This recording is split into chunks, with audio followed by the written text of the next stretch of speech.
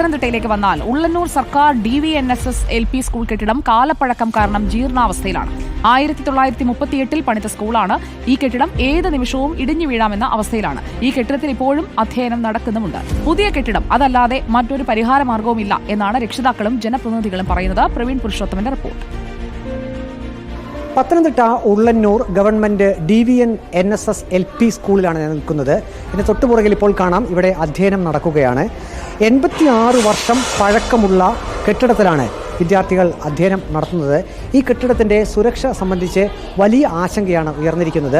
ഇതിപ്പോൾ ക്ലാസ് റൂമാണ്. ഈ ക്ലാസ് റൂമിന് പുറത്ത് ഭിത്തി നാം കാണുകയാണെങ്കിൽ ഈ സ്കൂൾ എത്രമാത്രം അപകടകരമായിട്ടുള്ള സ്ഥിതിയിലാണ് ഇപ്പോൾ പ്രവർത്തിക്കുന്നത് എന്ന് മനസ്സിലാക്കാൻ കഴിയും.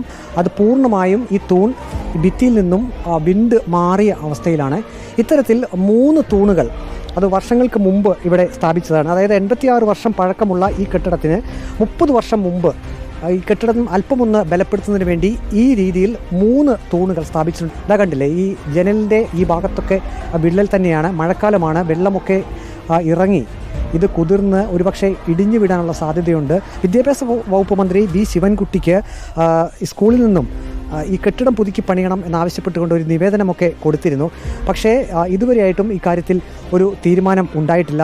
നമ്മുടെ ഇവിടുത്തെ MLAയും ആരോഗ്യവകുപ്പ് മന്ത്രിയായിട്ടുള്ള ശ്രീമതി വീണ ജോർജിന് ഞങ്ങൾ നേരിട്ട് നിവേദനം സമർപ്പിച്ചിരുന്നു. അപ്പം ഒരു പ്രപ്പോസലും സബ്മിറ്റ് ചെയ്യാൻ പറഞ്ഞു. 2023 ആദ്യം തന്നെ ഞങ്ങളൊരു പ്ലാനും പ്രപ്പോസലും സബ്മിറ്റ് ചെയ്തിരുന്നു.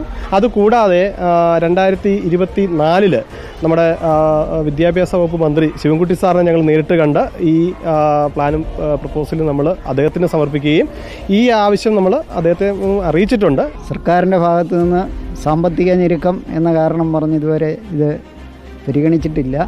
രക്ഷിതാവെന്ന നിലയിൽ എൻ്റെ കുട്ടികൾ ഇവിടെ പഠിക്കുന്നുണ്ട്. മഴക്കെടുതികൾ നമ്മൾ കാണുന്നുണ്ട്. എന്തെങ്കിലും സംഭവിച്ചതിന് ശേഷം നമ്മൾ കരഞ്ഞിട്ട് കഥയില്ലല്ലോ. വർഷാവർഷം മെയിൻ്റനൻസ് ചെയ്തുകൊണ്ട് മാത്രം കാര്യമാകത്തില്ലല്ലോ. വർഷാവർഷം ഇത് മെയിൻ്റനൻസ് ചെയ്ത് ഇതിൻ്റെ പെർമിഷൻ കിട്ടിയിട്ട് ഒരു കാര്യവുമില്ല.